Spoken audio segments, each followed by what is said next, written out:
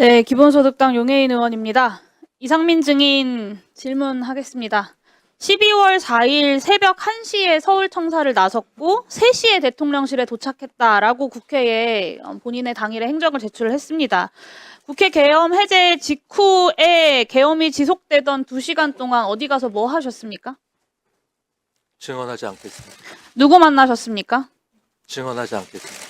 박성재 법무부 장관도 새벽 3시에 대통령실에 들어왔고 그 이전 행적이 전혀 제출되지 않았거든요. 박성재 장관이랑 함께 있었습니까? 사무실에 있었습니다. 저는 본인은 사무실에 있었다. 그러면 2시 한 40분쯤 출발하셨다는 말씀이신가요? 그 정확한 시간은 모르겠습니다. 그 사실관계를 좀 제출을 해주세요. 아무리 휴대전화를 교체하고 비화폰을 쓰고 동선을 다 숨겨도 추가 수사하면 다 꼴이 밟힐 거고요. 오늘 이상민 전 장관이 증언을 하지 않기로 작정을 하고 나오셨나 본데 증인의 증언 거부의 사유를 좀 합리적으로 추론을 해보면 진실을 말하면 내란 주요 임무 종사자가 될 것 같고 거짓을 말하면 위증일 것 같아서 거부하는 거다라고 볼 수밖에 없습니다. 형소법 제148조가 유죄 판결을 받을 사실이 드러날 염려가 있는 증언을 거부할 수 있다라고 하고 있어요. 결국에는 오늘의 이 증언 거부 자체가 이상민 증인의 죄를 인정하는 것이고요. 이 죄를 감하는 유일한 방법은 국민들께 진심으로 사과하고 그날의 진실을 역사 앞에 그리고 국민들 앞에 소상하게 밝히는 것입니다. 오늘 이 자리에서 진술하지 않는 것은 역사에 끝까지 내란 속의 윤석열의 오른팔로 남겠다라는 선언을 하는 겁니다. 동의하십니까, 이상민 증인? 결코 동의할 수 없습니다. 피의자 윤석열이랑 어떤 사전 모의도 없었다고 주장하는 이상민 증인이 심지어는 계엄을 말리고 반대했다라고 주장을 하는 증인이 어떻게 이렇게까지 윤석열과 혼연일체가 되어서 움직였는지 저는 정말 좀 놀라운데요. 한번 살펴보겠습니다. 이상민 증인 12월 3일 23시 37분 소방청장에게 전화로 언론사 단전 단수 조치 지시한 바 있죠? 증언하지 않겠습니다. 장관이 지시하자마자 10분 사이에 소방청 차장이 서울본부장에게 전화하고 소방청장이 서울본부장에게 전화합니다. 계엄 관련 경찰청에서 협조해달라.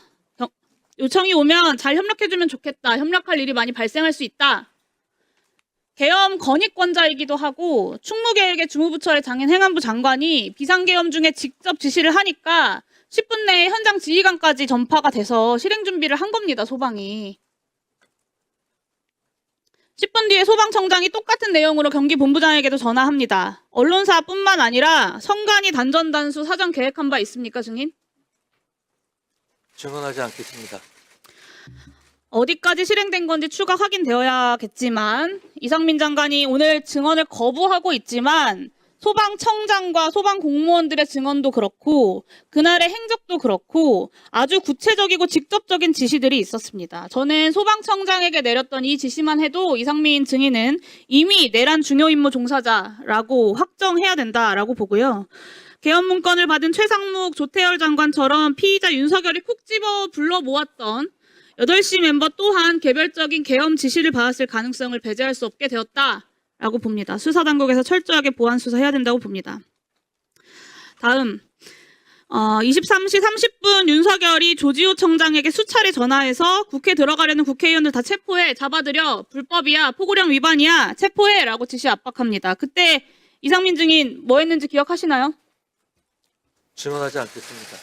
23시 26분 서울청사 도착하자마자 23시 34분에 윤석열이 조지호에게 전화한 지 정확히 4분 후에 조지호 청장에게 전화했습니다. 맞습니까?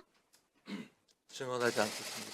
뭐라고 했습니까? 국회 진압 중에 지원할 거 없냐라고 물어보거나 포고령 위반이다. 자신 있게 국회의원들 끌어내려라 라고 지시한 바 있습니까? 증언하지 않겠습니다. 증언하지 않지만 그날의 행적은 이미 다 드러나 있습니다. 3분 뒤인 23시 37분에 소방에게 전화해서 경찰 단전단수 지원하라고 지시합니다. 이게 윤석열이 경찰을 압박한 지 10분도 안 돼서 다 벌어진 일들이에요. 0시 30분에 윤석열이 이진우 수방사령관에게 전화해서 아직도 못 들어갔어? 본회의장 들어가서 4명이 1명씩 들쳐업고 나오라고 해! 라고 압박합니다. 이때 증인은 긴급 간부회의 그리고 경찰은 지휘부 회의를 갖습니다. 그 직후인 0시 39분에 경찰이 행정안전부에 재난안전통신망 이동기지국 설치를 요청합니다. 이 이동기지국이 출동한 곳이 딱 세 곳이에요. 국회의사당, 그리고 국회의장 공간이 위치한 한남동 공관촌, 그리고 대통령실 인근입니다. 이 공간이 어떤 곳이냐면요. 계엄 당시에 수방사 군 병력이 배치됐던 곳과 정확히 일치합니다. 0시 56분에 수방사가 서울시에 군경 합동상황실 개소를 문의했다는 것은 이미 알려진 사실이고요. 재난안전통신망은 여기 계신 많은 사람들이 알고 있는 것처럼 수방사, 경찰, 그리고 소방, 서울시, 행안부가 함께 통신할 수 있도록 되어 있습니다. 단전다수뿐만 아니라 통신까지 끊으려고 한 건 아닌지 정황상 의심할 수밖에 없습니다.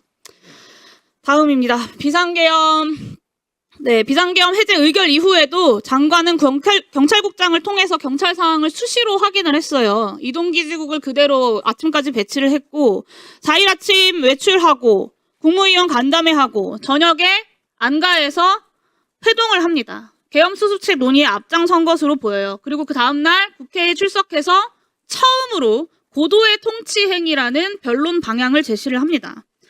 실제 이상민 행안부 장관의 행적은 계엄을 적극적으로 지휘하고 지원한 것으로 해석할 수밖에 없습니다. 경찰 소방의 내란에 동원하고 국회에서는 고도의 통치행위 운운하면서 변론 방향 제시하고 꼬리 밟힐까봐 더 이상 증언하지 않으려고 사퇴하고 숨죽이고 기다리고 있었던 겁니다. 소방청장 때문에 꼬리 잡히지만 않았어도 거짓말 그 자리에 앉아서 뻔뻔하게 하고 계셨겠죠. 지금처럼 증언을 거부하지 않고. 그렇지 않습니까? 이상민 증인이야말로 재범 우려 그리고 증거인멸 우려가 크고요. 그리고 혐의 또한 내란 중요 임무 수행으로 중합니다. 다른 이미 중요 임무 종사자들이 다 구속되어 있는 형평성을 고려할 때 수사기관에서는 이상민 증인을 즉각 구속 수사해야 한다라고 판단합니다. 이상민 증인 동의하십니까? 증언하지 않겠습니다. 네, 오늘의 이상민 장관의 이 비겁한 역사 죄인의 모습을 국민들은 똑똑히 기억할 것입니다. 그리고 역사가 반드시 네, 이상민 장관님. 네. 이상민 장관 입장에서 역지사지로 이해하는 측면도 있습니다만은 누구나가 형사소출을 당하거나 또 유죄 판결이 사실이 드러날 경우에는 증언을 거부할 수도 있습니다.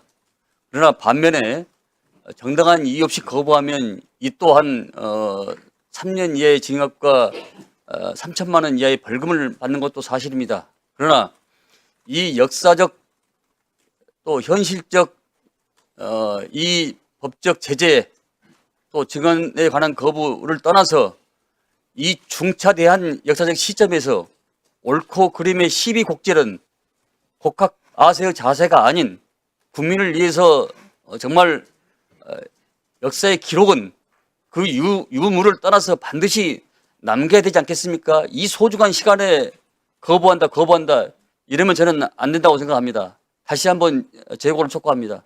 위원장님, 제 의견을 말씀드려도 되겠습니까? 자, 일단 증언 질의응답 가운데서 일단 말씀해 주십시오. 자, 예, 윤건용 의원 말씀하세요. 꼭 해야 됩니까? 네. 예. 예, 그 진술 거부권이라고 하는 것은 헌법상 모든 국민에게 보장된 헌법상의 권리입니다. 그 권리를 국회에서도 제한할 수 없고 법원에서도 제한할 수가 없습니다.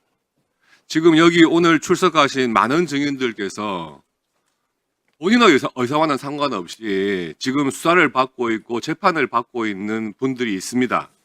그렇다면 헌법상 보장된 권리는 본인이 아무런 제한 없이 행사할 수 있도록 하는 분위기에서 국회 청문회가 진행되어야 한다고 생각합니다.